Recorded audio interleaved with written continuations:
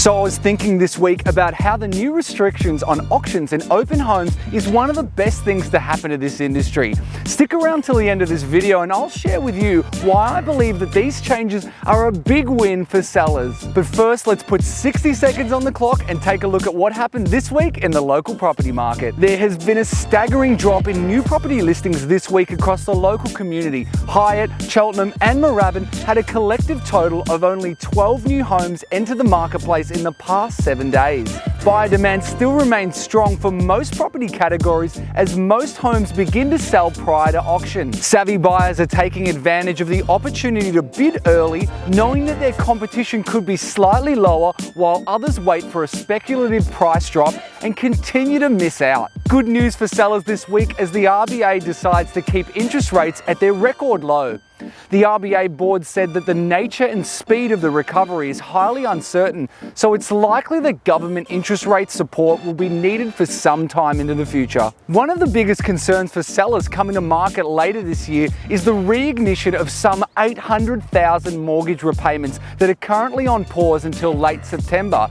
However, this week, the banks have said that they will continue to support those who need financial support for at least an additional 4 months. Homeowners will need to go through stricter qualification in order to extend their support this time around. However, the good news is those who are financially unable to service their loans will be supported through this time rather than forced into a distressed sale scenario, which could severely affect the local property market. That's it for this week's market wrap. Now let's turn our attention to the new restrictions and how you can benefit from these changes. Number one, private one-on-one appointments with buyers is a much better experience for both the seller, the agent and the buyer. This method allows home buyers the opportunity to spend more time in your home, free from the distraction of other families.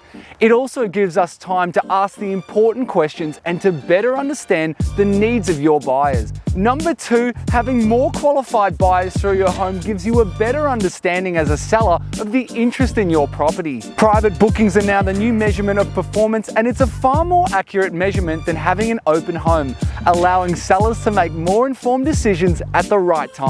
Number three, private appointments allow us to do what we do best. This method takes a lot more time than open homes, and these one-on-one sessions typically last between 10 to 15 minutes for each family, but they just add so much more value to everyone who's involved. There's simply no excuses now. The person who you appointed to sell your home should be at every appointment with your buyers. So if you're selling soon, get a commitment from your agent that they'll personally be at every private buyer appointment so that you can get the best possible result.